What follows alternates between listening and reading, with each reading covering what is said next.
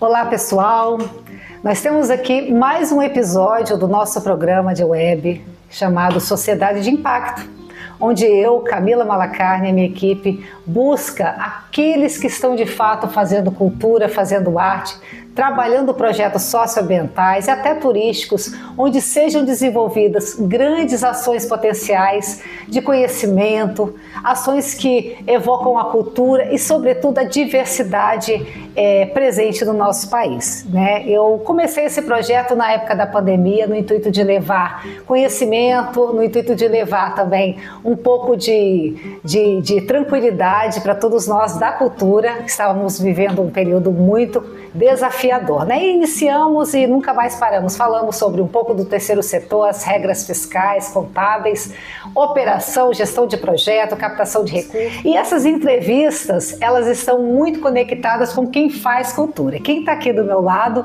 é o professor e produtor cultural Luciano Retori Moreno. Satisfação tê-lo comigo.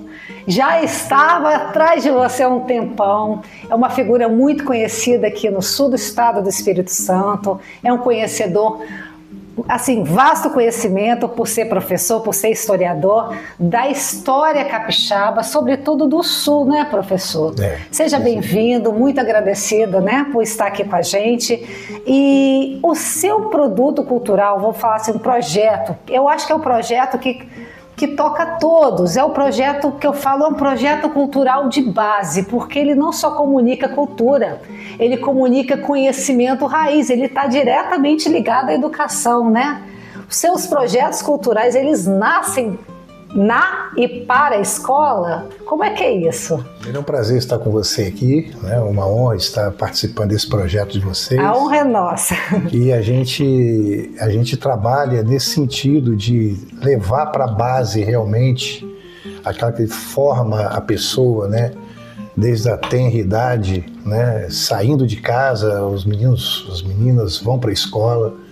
E a partir desse momento a escola passa a ter uma importância muito grande na formação dessas pessoas, desses cidadãos e cidadãs, né? E na medida que a gente incorpora desde esse momento aí essa ideia de pertencimento do lugar, essa ideia de valorização da história, da cultura, das origens do lugar em que elas vivem, essas pessoas vivem, então acho que o sucesso é maior. É muito melhor, de repente, do que você está tentando convencer as pessoas já maduras, já amadurecidas, já com ideias próprias, ideias que muitas vezes divergem. Sim. Da questão cultural até mesmo. Então é muito mais difícil, muito mais complicado. Então quando você vai na base, você tem uma possibilidade de sucesso muito maior, né?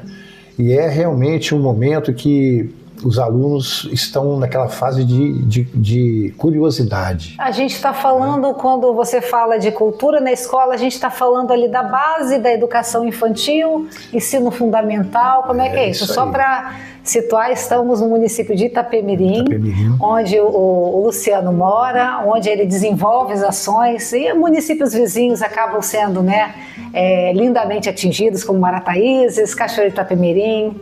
Enfim, nesse Rio Novo do Sul, é nesse contexto da educação infantil que começam as suas ações culturais? Sim, nessas visitas que a gente faz às escolas, a gente tem muito contato com as primeiras séries realmente, né? Mas a gente fala com todo mundo, até, por exemplo, no contexto das escolas municipais, a gente fala até os 9º anos.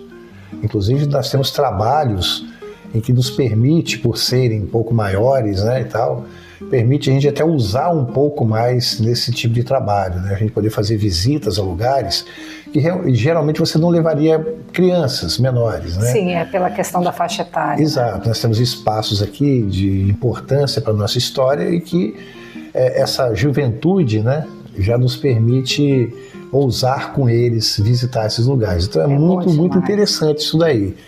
Então, como eu estava te falando, né, a cultura de base, você na base, você cria uma expectativa muito mais positiva para o acolhimento desse pensamento, desse sentimento, né, por parte desses meninos. Então, fazer eles se sentirem donos do lugar, fazer eles se sentirem pertencentes ao lugar, vai fazer com que eles também respeitem mais, eles criem as regras de convivência de uma maneira muito mais aprazível com aqueles que estão no entorno dele. Por quê? Porque estão dentro da sua casa, a sua grande casa. É interessante você trazer isso para a cena, porque quando a gente fala de cultura, ficamos muito presos, né, à linguagem, ao exercício e à oferta da linguagem cultural. É o que? Um show? É o que? Um espetáculo de dança?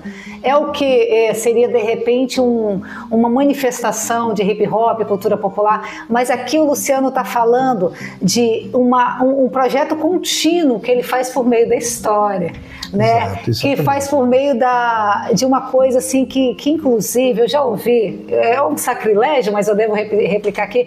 Para que história, né? Chato. Eu já ouvi quando eu era Quititinha, um dia eu fui para Quititinha, e até hoje quando eu falo de projetos que envolvam a linguagem, que conte uma história de um povo, que conte a história de uma cidade, ainda se isso é muito chato, não vai haver adesão. Concorda com isso, professor? Não, claro que não. Conte um pouco dessa experiência que envolve a história. A gente tem, por exemplo, como princípio a ideia de que nós vivemos agora nosso tempo, né? Estamos vivendo nosso tempo.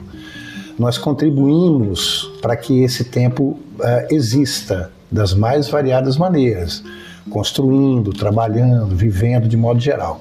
Mas nós temos que entender também que a maior parte desse momento que nós estamos vivendo aqui foi construído anteriormente também. Sim. Então, o que seria de nós aqui agora se os antepassados não tivessem construído, né, essa cidade que nós vivemos, o município que nós habitamos? Então, a gente tem que reconhecer que a história é fundamental, a história explica qual é a importância, a nossa importância aqui na sociedade, o nosso papel, a nossa posição, a nossa vontade ou não de mudar de situação. Sim. Então a história nos contribui muito para isso daí. Não é só você aplicar uma matéria falando sobre povos antigos, com nomes, datas, e alguns eventos que aconteceram no passado, mas principalmente ligá-los ao nosso presente. Não adianta nada o professor ir para a sala de aula, ficar falando coisas que só estão no livro, se ele não conseguir fazer um link com o que vivemos agora. E especialmente quando esse link é relacionado ao município que ele vive, né? Nós estamos falando aqui de Itapemirim, mas podemos, né, abranger isso aí para todos os espaços, todos os municípios. Cachoeiro fala da história dele, Castelo, Guaçuí, Mimoso, entendeu? Então o Rio Novo, Kennedy, Marataízes também agora está começando. Guarapari, Vila Velha, que também tem um histórico, o estado do Espírito Santo. Considerando aí a Constituição, né, do Brasil, nós temos cidades muito antigas. Claro, né? O Espírito Santo é tão antigo quanto qualquer outra capitania e muito mais do que muitas capitanias também, né? Então a nossa história ela começa com a própria história do Brasil. E professor, como se dá esses processos culturais na escola? São por meio de contação, visitas pedagógicas com aquele viés cultural, turístico? Como que isso é modelado? Você poderia citar exemplos? Sim, a gente tem dois momentos específicos, né? O primeiro momento é ir até a escola, reunir com os alunos através de uma palestra, por exemplo. A gente leva muitos objetos, né? A gente também trabalha com algumas coisas materiais, então a gente leva um acervo material bacana que a gente tem, e isso atrai muito bem a atenção dos moleques, né? Dos meninos e das meninas. E quando você fala do lugar deles, é diferente, né? Eu acho que a história de Roma é muito linda, a história da Grécia é maravilhosa, Egito nem se fala, mas quando você fala de Itapemirim, o brilho é outro. Olha o pertencimento. Ele está passando por ali todo dia, é a rua que ele anda, é o bairro que ele mora, é a cidade da qual ele faz parte. Então, quer dizer, ele se sente muito mais atraído, né? Poxa, eu não sabia, eu nado ali naquele rio e eu vou naquele lugar, eu não sabia que acontecia isso. Pois é, então é muito mais atrativo. Então no primeiro momento a gente leva essas informações. Eu uso muitos slides, muitas fotografias antigas que eu conjugo com o espaço atual, né? Então é sair com eles da escola, porque nós temos uma vantagem aqui em Itapemirim, não é uma vantagem sobre outras cidades, é uma vantagem que nós temos. Uma vantagem competitiva, digamos, um privilégio que nós temos aqui, é de sermos muito antigos. E nós temos, assim, locais que a gente visita, né, que suscita exatamente essa construção, essa importância histórica, os fatos, eventos históricos. Então a gente sai da sala de aula, a gente vai até o estuário do rio Itapemirim. Ali você tem ali uma aula de uma manhã toda praticamente. Um rio fundamental para a construção do Espírito Santo. Fundamental. A gente poderia até gravar um episódio para falar da importância do rio Itapemirim para a constituição do Estado, para a economia, né, do Estado. Poxa, seria uma aula inteira só sobre o rio Itapemirim. Eu topo essa parada, tranquilo. Deixem seus comentários, caso vocês queiram uma aula só sobre o rio Itapemirim. A importância de se falar da bacia hidrográfica, não somente do rio. Né? Essa integração que existe entre o litoral e o interior, que é muito interessante. Mediada aí pelo rio, né? Exato, você entende por que as comunidades, as cidades lá no interior vão surgindo. O rio é o ponto de referência. E aí você tem tudo em torno dele, né? Tanto a parte histórica, quanto a parte cultural, quanto a parte econômica, né? A parte ambiental. Tem muita coisa que pode você falar desse rio, sim, né? Mas é isso aí. Então, é esses dois momentos. O momento da escola, especificamente, e nas saídas. Né? E na saída, a gente teria ali uns desdobramentos, né? Quando a gente estava se preparando para essa entrevista, ele me falou de um produto cultural que é praticamente um passeio pedagógico, / roteiro turístico, / interpretação de cenários históricos, / projeto museal e de educação patrimonial, que é o Caminho do Imperador. É esse? A Rota do Imperador? É isso aí. É o Imperador Dom Pedro, seria? Dom Pedro II. Fala-me mais um pouco, até para inspirar, professor. Gosto de chamar de professor, porque o professor é a nossa base, né, gente? E a gente tem sempre que dar referência, reverenciar aqueles que, além de estar em sala de aula, ainda mesmo depois de aposentado, né, traz essa clareza, assim, essa riqueza de introduzir a cultura, né, por meio da história e de estar preocupado com a formação dessa juventude, né, que precisa tanto disso. Fala um pouco mais dos caminhos do Caminho do Imperador. É um roteiro que você faz aqui pela cidade, que é onde são conduzidas essas turmas? Exatamente, né? A gente tem aqui o fato, né, de Dom Pedro II ter estado aqui no município em 7 de fevereiro de 1860. Na verdade, ele veio resolver os problemas que estavam acontecendo na colônia de Rio Novo, uma colônia de imigrantes que passava por uma série de problemas, né? E, então ele passa pela vila, porque a vila era a sede do município, o Rio Novo pertencia também a Itapemirim. Aqui ele é recebido com todas as pompas, e isso é descrito até por ele num diário, que depois vai se transformar num livro do Levi Rocha, né, Viagem de Dom Pedro II ao Espírito Santo, né, quando ele cita essa estada dele aqui em Itapemirim. Então a gente tem ali uma declaração oficial dessa visita. Oficial no sentido assim, de ter sido narrada pelo que visitou, né, Dom Pedro II. No diário de bordo. Né? Só que nós temos a documentação também daqui, né, como que Itapemirim se preparou para a visita chique. Do imperador. Tipo assim, Itapemirim sim, e eu ouvi dizer que algumas cidades ficaram enciumadas, né? Porque não foram ali, não tiveram oportunidade de falar com o imperador. Exatamente. Isso aí. Dá aqui em Itapemirim um locus de grande importância, que inclusive você está sabendo, né, sobretudo também porque é historiador, tirar essa vantagem competitiva, né, por ser um município histórico, ainda receber a visita do imperador, mais ou menos como outras cidades, poucas e boas cidades do Brasil, né? Itapemirim sempre teve uma consideração especial por parte do Império. A gente tem aqui, por exemplo, manobras da Marinha, que até hoje acontecem, desde 1850. Desde 1850 tem uma escola aqui perto, né? Tem uma base aqui pertinho, uma escola. Né? E você tem, é um município que tem é muito antigo, né? As pessoas me perguntam assim, Luciano, por que as ruas aqui na vila são tão curtinhas, tão estreitinhas?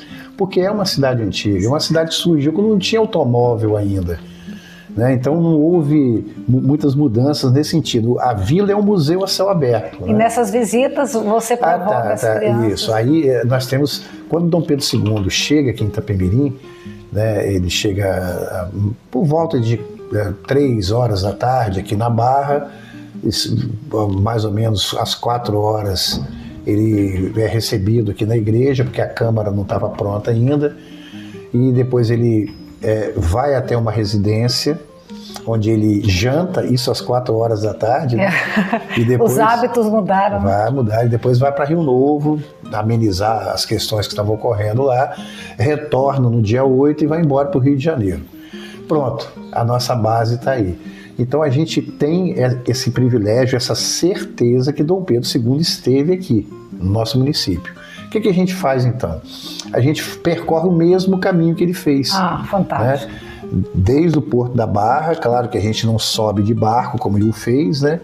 Mas a gente começa um passeio pelo Porto da Barra, depois esse passeio se desdobra aqui na vila, a partir do ponto que ele para aqui no Rio e chega até a igreja. Mas nesse caminho que a gente percorre, aí você passa pela Câmara Antiga, passa pela praça em frente a ela, você passa pelas primeiras ruas. Todas ainda existentes aqui no município. Todas existentes, isso aí. Você passa no espaço onde foi a segunda igreja do município, os cemitérios que haviam dentro da vila, até chegar, passa pela casa que ele foi recebido, até chegar à igreja. Então, ele faz um caminho, né, que vai da beira-rio até a igreja, onde a gente também percorre mostrando os pontos pitorescos da cidade, como eu estava dizendo, onde foi a segunda igreja do município, sim, os cemitérios que haviam, a Rua das Palmeiras, a importância dela, a casa que ele foi recepcionado aqui na sede. Essa casa existe? Existe até hoje, é muito próximo aqui, eu moro aqui pertinho dela, inclusive. Estamos falando aqui realmente de um sítio histórico a céu aberto. A céu aberto, exatamente. Itapemirim, gente, Itapemirim existe desde 1700. Então nós temos 325 anos de história. Começa como uma fazenda, cuja sede ficava no alto de um morro que nós chamamos de fazendinha, né? Por conta da proteção, em função da presença indígena. Esse é um ponto visitado também, né? É um ponto visitado. Esse é onde a gente ousa, né? Quando a gente tem as turmas maiores, a gente vai até esse espaço. Está fora do circuito do imperador, mas faz parte de um outro circuito cultural. Da história do município. Lá de cima, inclusive, a gente vê onde o imperador passou, né? Que ele subiu o rio. E a gente tem essa visão maravilhosa da foz do rio Itapemirim, que é uma coisa linda de morrer. Entendeu? Então, a gente tem esses dois momentos, né? Redundando com você, que a gente faz esse caminho e chega até a igreja tem suas particularidades. Só na igreja você leva mais de meia hora, só falando da história da igreja. E as crianças ali, os jovens, saem renovados, né?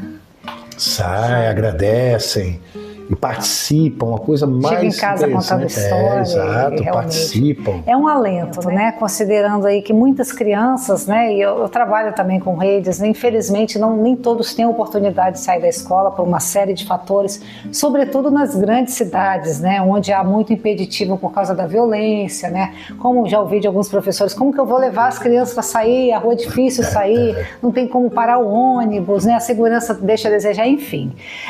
Poderia citar algum caso pitoresco nessas visitas, né? Imagina uma turma aí de 30 alunos ou até mais. A gente tem alguns casos aqui, por exemplo, o que chama muita atenção é um fato que aconteceu em frente ao prédio antigo da Câmara Municipal, onde houve uma chacina de presos. Isso lá na década de 1940. Né? Então, quando a gente reúne o pessoal ali, claro, conta a história da Câmara, que é fascinante também, né? Não só a história dela, mas da maneira que ela foi construída, né, os materiais que foram usados para construir. Então tudo isso é muito interessante, muito bacana. A praça que tem em frente, que também tem uma história super interessante, né, de ligação das duas ruas, de onde havia o Pelourinho, de onde havia a forca, né, que nós tivemos aqui também. Caramba, forca? Desde 1832, com uma reforma que teve no Código Penal brasileiro, na época da regência, né, Dom Pedro I havia ido embora, né, então estava havendo um período que Dom Pedro II estava crescendo, então nós temos a regência. Aí foi feita uma mudança no Código Penal, permitindo aos municípios o julgamento dos crimes que aconteciam, né, nas localidades. Porque até então tudo era centralizado no Rio de Janeiro. Não dava conta. Se você considerar, por exemplo, Tiradentes. Tiradentes cometeu, entre aspas, o crime dele lá em Minas Gerais, mas ele foi julgado, condenado e executado no Rio de Janeiro. Se houvesse esse Código Penal na época, ele teria sido julgado e tal, passado por esse processo lá em Minas. Sim, sim. Então, cada município passou a ter como símbolo de autonomia o Pelourinho, que já era antigo, as câmaras municipais já adotavam isso desde antes, né, que é aquela forma de coerção, né, que a gente fala, aquela forma de mostrar a força que o fazendeiro tinha, que a autoridade tinha, e a forca depois, que permitia a execução de crimes, caso os julgamentos levassem a isso, né? Então nós temos esse fato, por exemplo, nós temos os cemitérios que haviam na vida, que e são dentro da cidade. Né? Eles nem imaginam que a vida deles toda, e passaram por cima, e eles não imaginam que eles, né? Então isso aí são coisas que atraem bastante, fora quando a gente fala também dessa ligação entre esses personagens históricos, né, e o município, porque eles estiveram aqui, né? Então você colocar a mão na parede da casa que Dom Pedro II esteve, né, isso, de repente, para um adulto, não vai fazer muita diferença. Mas para uma criança são mais receptivas, mais fato, receptivas, né? mais receptivas. Elas têm um carinho. E o grande barato disso é a devolutiva deles. Eu estava num evento uma vez com uma escola aqui do município, em frente à Câmara, e a praça, o piso da praça, aquelas pedras portuguesas. E o que a molecada fazia antes? Pegava aquelas pedras e se jogava nos vidros. A ideia deles a diversão era quebrar os vidros da Câmara. E isso nós estamos com um problema, depois a gente até pode falar sobre ela também, né? Junto com o Rio, o outro assunto seria essa Câmara. Esse é mais polêmico. Mais polêmico. Mas depois dessa exposição, os alunos chegarem para mim e falarem: olha, professor, eu era um que topava essas pedras. Eu agora vou vigiar para ninguém mais jogar. Quer dizer, isso é pertencimento, educação patrimonial. A recompensa que a gente tem, é isso aí. Que se eu puder atingir um aluno, um menino desse aí, eu tenho certeza que ele vai multiplicar isso depois. Entendeu? E nós não tivemos mais problema de pedras arrancadas ali. Essa paixão, quem tem é professor. Eu não sou professora, mas eu amo os professores. Aqui mais uma coisa que, antes da gente ir para as nossas deliberações, né, o vídeo já está indo para o fim, uma conversa maravilhosa dessa duraria aí uma noite, uma tarde inteira. Você também é escritor, né? Tem aqui o livro Itapemirim, como tudo começou, né? Lançou livros, é palestrante, é realmente uma referência cultural aqui no estado. Pode falar um pouquinho do Luciano, escritor? Eu comecei a fazer meu curso de História no final da década de 80, início de 90, né? E a minha ideia inicial era exatamente essa aí, ser um pesquisador. Né? Eu não tinha... Trazer a história de Itapemirim. Aqui, ó, de cara já vi aqui, escravidão, trabalho e resistência, a visita de Dom Pedro II, é realmente um resgate do século XIX, exatamente, isso aí. Então eu tenho essa formação, né? E a princípio, quando eu fiz o vestibular, quando eu fiz a faculdade, foi para ser pesquisador. Mas eu fiz, o meu curso é para dar aula, né? E eu caí na sala de aula meio assim que de paraquedas, né? Porque eu nem imaginava na minha vida ser professor. É mesmo? Nem passava. Não consigo imaginar não ser, né? Nem passava pela minha ideia. A didática é incrível. Não fui um bom estudante, né? Enquanto ensino fundamental e médio. Não por conta de bagunça, essas coisas. Por desinteresse mesmo no estudo. Mas quando eu fui para a faculdade, eu falei, agora eu vou ser bem diferente disso daí. Eu acho que eu fui encontrando o gosto, né? Quando eu caí na sala de aula pela primeira vez, eu estava indo no primeiro ano de faculdade, no segundo semestre. Olha só, eu fui parar na sala de aula, não sabia quase nada ainda do que eu iria falar, né? Mas, graças a Deus, tudo concorreu para que eu pudesse seguir em frente, e foram 35 anos fazendo isso daí. Em 2000, na década de 90, a gente trabalhava muito com pré-vestibular. Eu trabalhei muitos anos com pré-vestibular.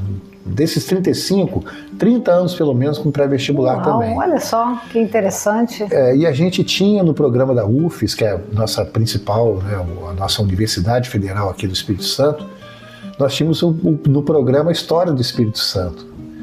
Então eu já comecei a me interessar. Falei, não, eu sou um professor de história que eu fico só repetindo o que estão nos livros tradicionais. Sim.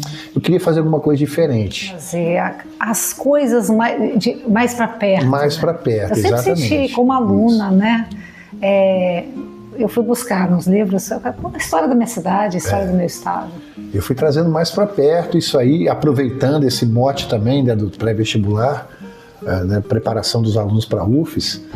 Então me envolvi com a história do Espírito Santo, me atrevi a escrever um livro, ou uma apostila, como queiram dizer, né, para a Rede Pitágoras, porque a escola que eu trabalhava tinha, né, a franquia deles, né, tal, o Cristo Rei lá em Cachoeiro. E aí, como a gente trabalhava com a rede Salesiano, né, que tinha esse conteúdo de história do Espírito Santo, quando nós mudamos para a Rede Pitágoras, a gente já não tinha questão de Minas Gerais, já não tinha. Então eles me convidaram para fazer esse livrinho da rede sobre a história do Espírito Santo. Então em 2001 eu fiz esse livro, né, que foi muito bacana, me ajudou muito nessa divulgação da nossa história, na minha divulgação mesmo, né? Como uma referência cultural, né, para contar essa história. E eu passei a trabalhar sistematicamente. Né? Literatura pedagógica, eu posso falar assim? Isso, passei a trabalhar sistematicamente, não uma hora ou outra. Eu trabalhava as nuances da história do Brasil, por exemplo, e envolvia a história do Espírito Santo sempre.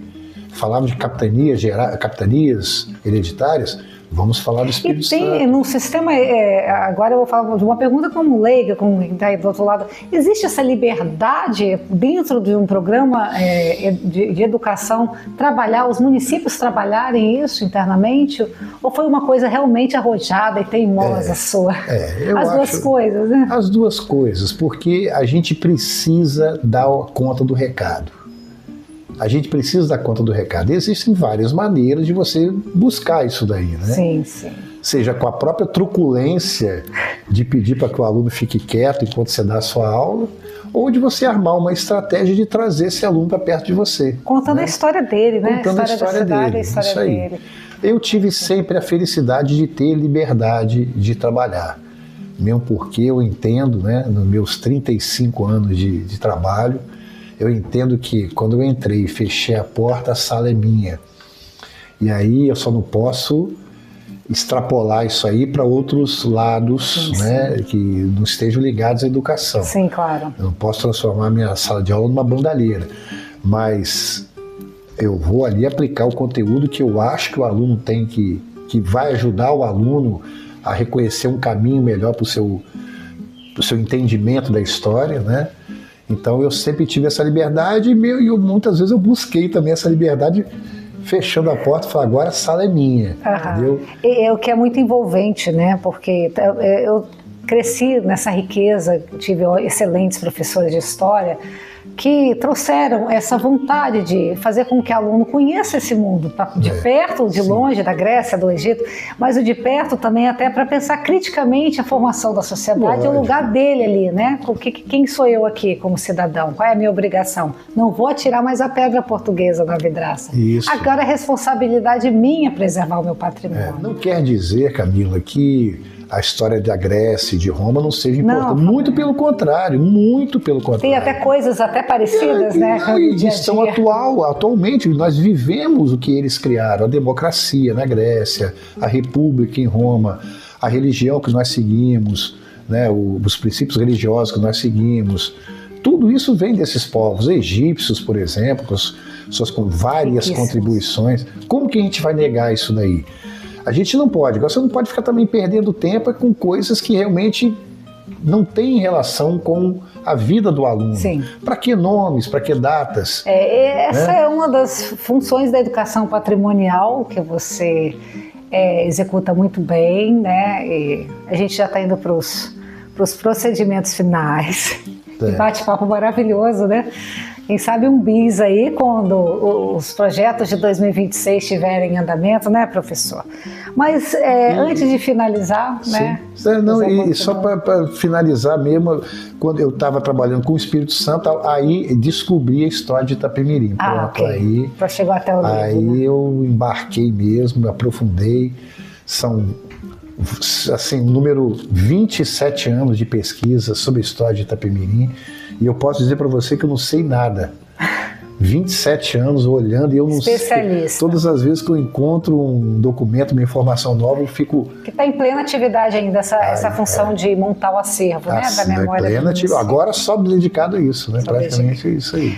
Quem é o Luciano? Você apresente aí para o público. Quando eu falo sociedade de impacto, o Luciano integra o que a gente considera aqui pessoas que fazem grande diferença na formação de indivíduos, né? Seja pela educação, seja pela cultura, seja pelas práticas ambientais ou até mesmo de turismo e bem-estar social. Quem é o Luciano?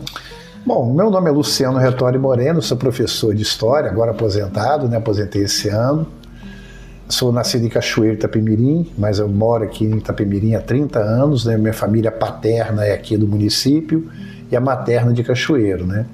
Sou casado com Karina, tenho um filho chamado Otávio também, que está terminando agora o curso dele de psicologia, né? E mexe também com questão de imagem e vídeo. Comunicação. Então, com comunicação.